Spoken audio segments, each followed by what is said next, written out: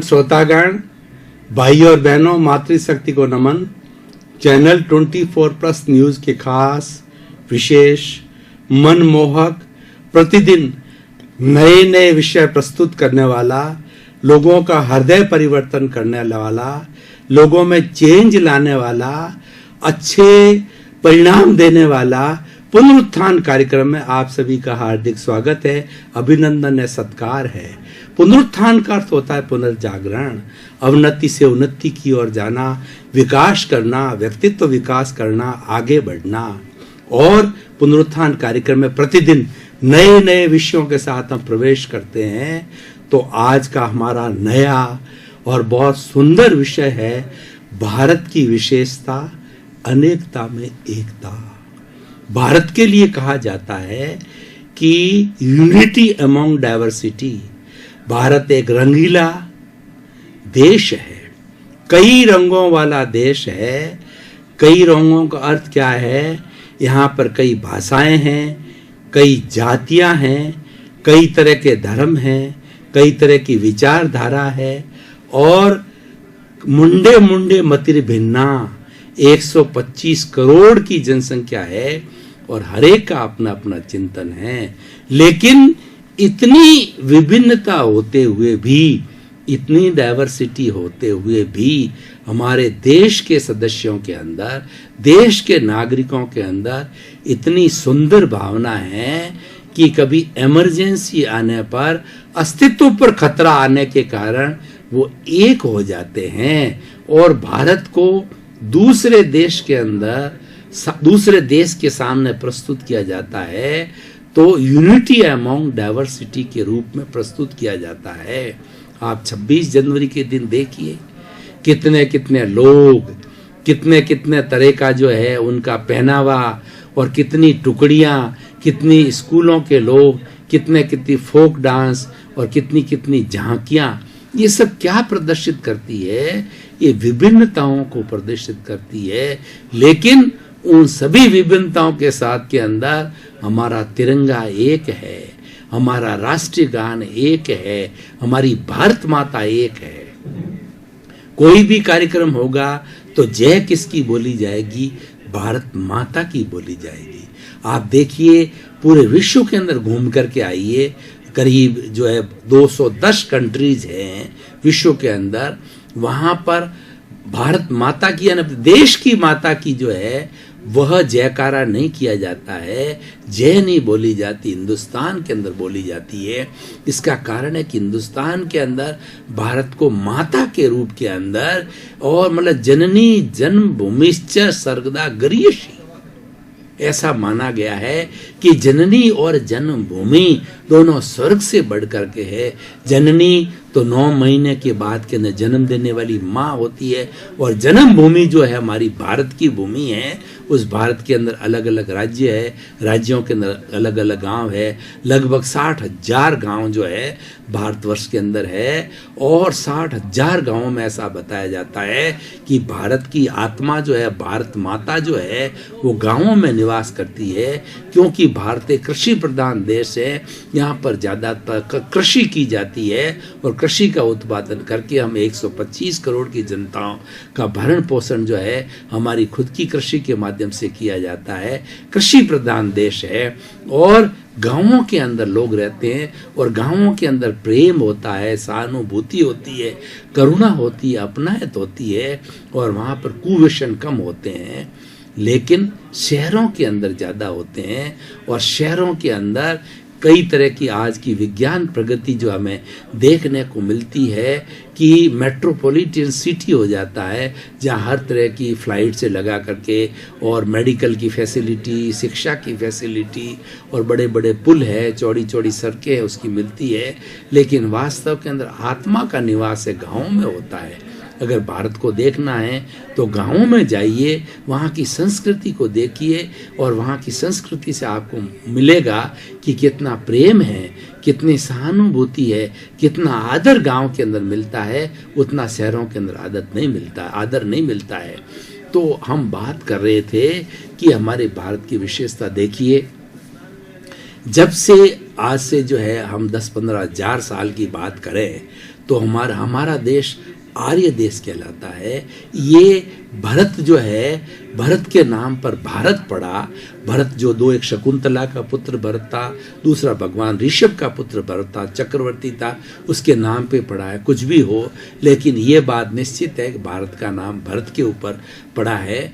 तो ये हमारी भारतीय संस्कृति है। हम इंडिया तो हमारा एक फॉरेन का शब्द है, विदेशों ने इसको इंडिया कहा है, अंग्रेजों ने इसको इंडिया कहा है। हम तो इसको भरत के नाम पर भारत देश कहा गया है। तो हम भारतवासी कहलाना पसंद करते हैं, हम इंडियन कहलाना पसंद नहीं करते हैं, क्योंकि अंग्रेजों ने हमें 200 वर्ष तक गुलाम रखा और हमारी इंसल्ट किया करते थे इंडियन डॉग्स। तो वो हमारी बड़ी इंसल्ट होती थी, इसीलिए हम इंडिया शब्द को ज़्यादा जो है पॉपुलरिटी नहीं देते हैं, भारत को ज़्यादा पॉपुलरिटी देते हैं। इसीलिए कहा गया कि भारत की विशेषता क्या है कि विभिन्नता में एकता है। देखिए यहाँ पर प्रारंभ से आर्यों के समय के बाद से शक आए, हूण आए, खिलजी आए, मुस्लिम आए, कितनी जातियां, डच लोग आए, उसके बाद के अंदर अंग्रेज लोग आए, और उसके बीच में कितनी जातियों ने भारत के इन्वेडर्स, भारत के ऊपर उन लोगों ने आक्रमण किया।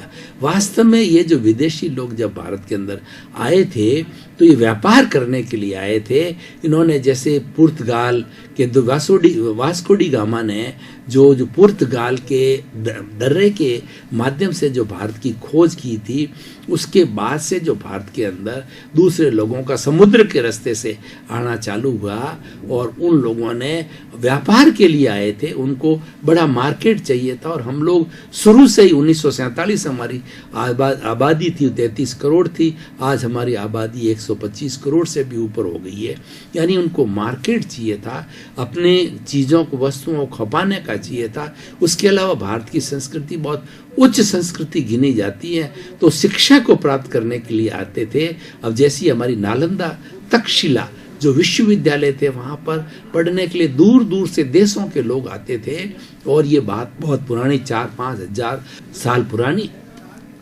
मोहनजोदड़ो हड़प्पा की खुदाई की गई हमारे भारतीय पुरातत्व के अंदर, तो पाया गया कि वहाँ पर पढ़ने के कितने सुंदर विश्वविद्यालय पहले थे। मेडिटेशन की मूर्तियाँ मिली है, और हमारे कुछ ऐसे चिन्ह मिले हैं जिससे मालूम पड़ता है कि भारतीय संस्कृति, पुरातत्व लोग बताते हैं भारतीय संस्कृति बहुत प्राचीन है, और उसके अंदर धर्म को, आत्मा को हमेशा से स्थान दिया गया। धर्म हमारे भारतीय संस्कृति के अंदर शुरू से ही सेंटर में रहा है। हम केवल इंद्रियों तक जो है, बाहरी जगत तक जाकर के नहीं रुके हैं, मेटेरियलिज्म तक नहीं रुके, हम स्पिरिचुअलिज्म पर गए हैं। हमने स्पिरिचुअलिटी को मुख्य स्थान दिया है। मेटेरियलिज्म के अंदर तो हमारी इंद्रियां, शरीर, खान पान, सुख भोग, eat drink and be merry तक होता है, लेकिन हमने स्पिरिचुअलिटी के ऊपर, we believed in soul, we believe in rebirth, we believe in our karma, so our fundamentals are of the spirituality. We go beyond this intellectual. हम प्रज्ञा के जगत में जाना सीखते हैं। ये भारत की सबसे बड़ी विशेषता है। अब देखिए, धर्मों की बात करें तो भारतवर्ष के अंदर कितने तरह के धर्म हैं। मुख्य 8 तरह के धर्म हैं, आज भी भारत के अंदर मौजूद है। भारत के मुख्य धर्म हिंदुज़म, बुद्धिज़्म, सिखिज़्म जो है, ये भारत के मुख्य धर्म हैं। लेकिन बाहर के 5 धर्म हैं, क्रिश्चियनिटी है, इस्लाम है, इस्लाम भारत का ही धर्म है, लेकिन विदेश के अंदर भी जा रहा। जोरास्ट्रियन और जो है वो जोरास्ट्रियन, जुडाइज़म, ये जो, और हिंदुज़म, बुद्धिज़्म, सिखिज़्म, जोरास्ट्रियन, जुडाइज़्म, ये 8 तरह के जो धर्म हैं, वो आज भी हमारे भारतवर्ष के अंदर जो है वो पुष्पित, पल्लवित हो रहे हैं। भारत के अंदर जो संस्कृति आई, वह इस संस्कृति यहाँ पर हमेशा के लिए बस गई। लेकिन क्यों?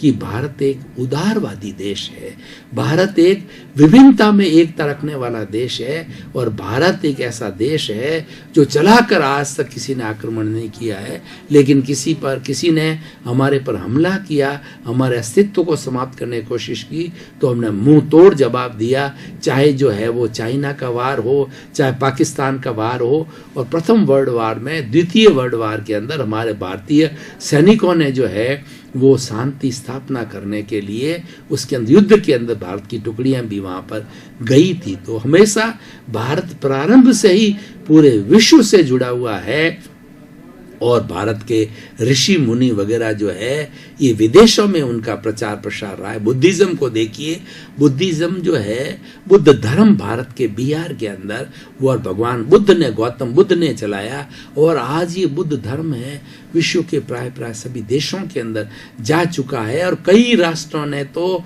बाहर के जो है राष्ट्रों ने इसको जो है अपना नेशनल रिलीजन मान लिया है बुद्धिज्म को, जैसे कि तिब्बत है जो है, ये अपना ये बर्मा है, तिब्बत है, इन लोगों ने जो है वो अपना भारत को उन्होंने अपना धर्म मान लिया इसको। दर्शकगण, श्रोतागण, भाई और बहनों, हम गहन चिंतन के अंदर डूब गए थे।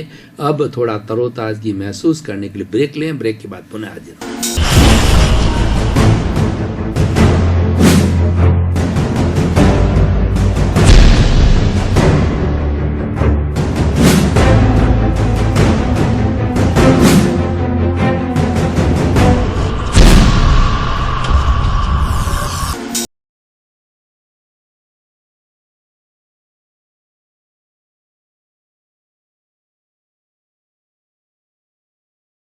भाई और बहनों, थोड़े समय का ब्रेक लिया।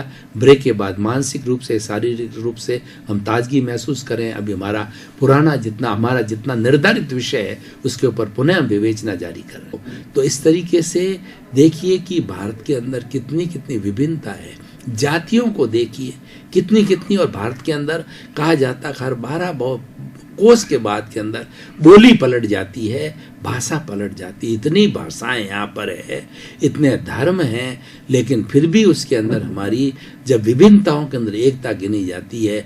और भारत का रहन सहन देखिए, यहाँ पर हर प्रांत का अपना अपना रहन सहन है, अपना अपना खान पान है, अपने अपने जीवन जीने की पद्धति है, अपनी अपनी वेशभूषा है, अपने अपने अध्यात्म के साधन है, अपने अपने फोक डांसेस हैं। इसीलिए जब 26 जनवरी को हमारे दिल्ली के अंदर रिपब्लिक डे के ऊपर जो है अलग अलग प्रांत की जो झांकियां दिखाई जाती है, वो झांकियों के अंदर ये चित्रण किया जाता है कि किस किस प्रांत के अंदर कौन कौन सा जो है लोक नृत्य है। जैसे पंजाब के अंदर भंगड़ा है, भंगड़ा डांस होता है, और राजस्थान के अंदर कई तरह के जो डांस की हर एक के अपने अपने डांस की जो है वो बताई जाती है। जीवन जीने का जो सिस्टम बताया जाता है, और वो हर एक का, हर प्रांत का जो है वो अपना अपना कल्चर अलग है।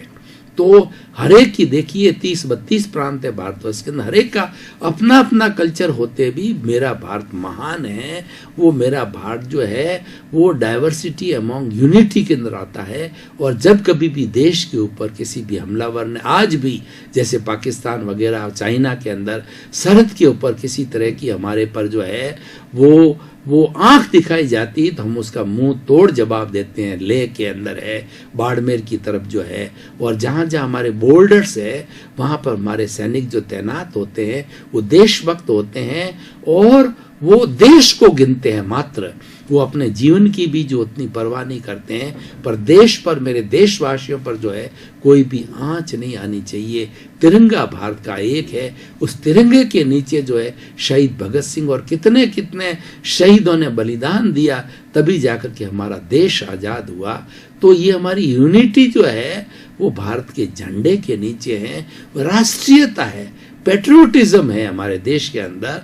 इतनी अनेकता होते हुए भी जब देश की बात हो जाती है तब हम एक हो जाते हैं, एकता को प्रदर्शित करते हैं, क्योंकि हमारा राष्ट्रीयता हमारे खून के अंदर है। हमारे खून के अंदर भारत बसा हुआ है, राष्ट्रीयता बसी हुई है, पेट्रियोटिज्म बसा हुआ है, देश के प्रति भक्ति बसी हुई है।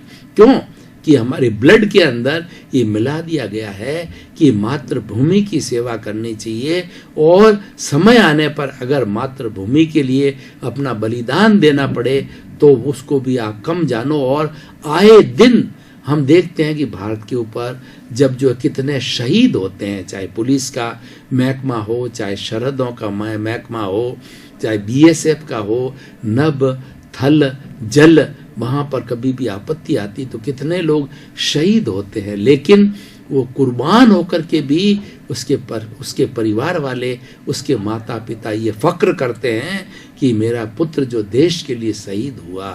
देश के लिए जो व्यक्ति अपनी जान गंवा देता है वो शहीद होता है। और हमारी भारतीय संस्कृति को देखिए, जब कभी भी देश के नाम को याद किया जाता है तो शहीदों को पहले सलाम किया जाता है। चाहे 15 अगस्त जो हमारा देश आज़ाद हुआ हो, चाहे रिपब्लिक जब हमारा कॉन्स्टिट्यूशन बना हो, जब हमने जो है वो लोकतंत्र का स्थापना हुई 1950 के अंदर संविधान बन करके, उन दिनों के अंदर सबसे पहले शहीदों को प्रणाम किया जाता है, शहीदों को नतमस्तक होकर सलामी दी जाती है, क्योंकि वही लोग हैं जिन्होंने कि हम तो जो है यहाँ पर बड़े बड़े उत्सवों के अंदर होली खेल रहे होते हैं, दीपावली मना रहे होते हैं, लेकिन वहाँ पर वो खून की होली खेलते हैं सरहदों पर बैठ कर के। उनकी वजह से हम सुरक्षित हैं। आज भी देखिए, नभ और जो है जल और थल, तीनों तरह की सेनाओं के अंदर हम सुरक्षित हैं। और भारत के अंदर,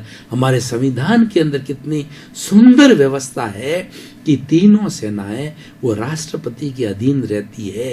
प्रधानमंत्री और उसकी पूरी कैबिनेट राष्ट्रपति के अधीन रहती है। पूरे जितने भी 32 जो हमारे प्रांत है वो गवर्नर्स होते हैं, जो कि वो हेड होते हैं उस प्रांत के, वो सब जो है वो राष्ट्रपति के अधीन रहते हैं। कहने का अर्थ ये है कि हमारा भारत का जो लोकतंत्र है बहुत सुंदर व्यवस्था है।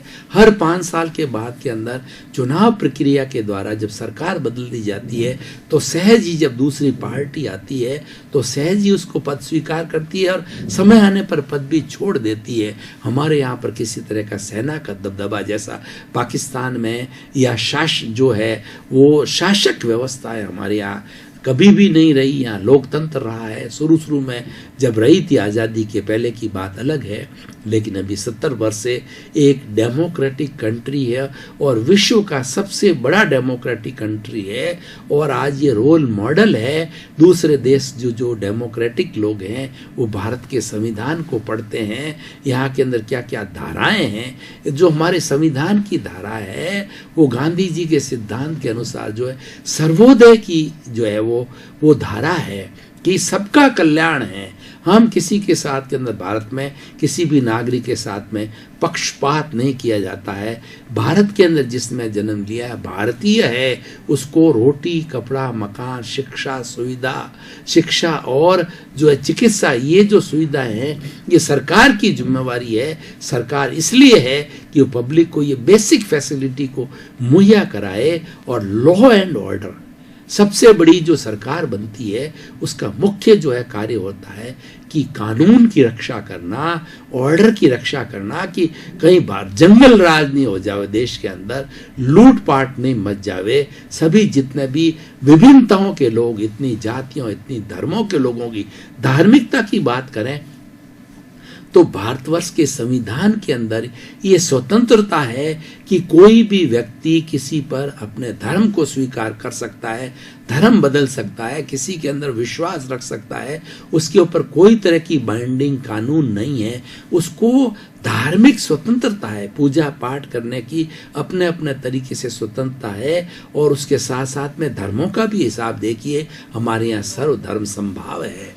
इतने धर्म होते हुए भी हम सब एक हो जाते हैं और सभी एक धर्म के लोग, जैसे इस्लाम है, हिंदू है, जैन है, सिख है, ईसाई है, जितने धर्मों के लोग हैं उनके बड़े बड़े उत्सव आते हैं, त्योहार आते हैं, एक दूसरे को शुभकामना देते हैं, गले मिलते हैं, उनके प्रति मंगल भावना करते हैं। यही तो हमारी जो है विशेषता है भारत की। इतनी डाइवर्सिटी होते हुए भी इसके अंदर यूनिटी है। हम एक दूसरे के प्रति मंगल भावना करते हैं क्योंकि हमारी भारतीय संस्कृति की जो नींव रखी गई है हमारे ऋषि मुनियों के द्वारा नींव रखी गई है। और पुराने समय के अंदर जितना राज्य कार्य होता था उसके अंदर जो ऋषि मुनि होते थे उनका एक पद होता था, गुरु का पद होता था। जैसे कि राजा जो है वो जनक के अपने गुरु होते थे, वशिष्ठ जो है भगवान राम के गुरु थे, वो दशरथ के गुरु थे, हर एक के अपने अपने राजा के गुरु हुआ करते थे। गुरु से मंत्रणा की जाती थी, क्योंकि गुरु होता है वो धार्मिक व्यक्ति होता है, तो हमेशा अच्छी सलाह देता है, जगत कल्याण की सलाह देता है, और वह जनता मात्र का भला हो ऐसी सेवा देता, क्योंकि वो परमार्थ के रास्ते पर होते हैं। हमारे यहाँ पर संत को बहुत बड़ा ऊंचा स्थान दिया गया है और संत पूजनीय होता है।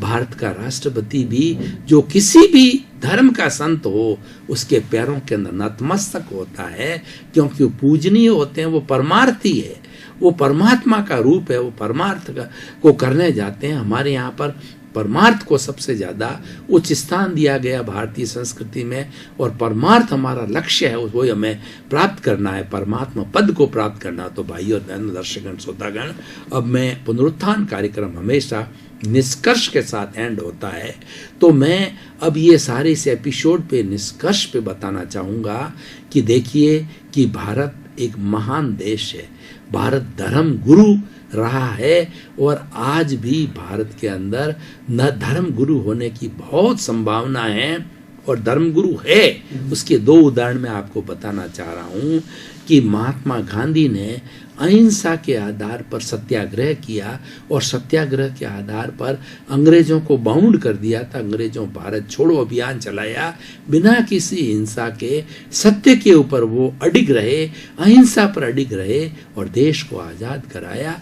और लोकतंत्र के अंदर जो है यह विधि सबसे अच्छी गिनी जाती है, सत्याग्रह की और अहिंसा की विधि को।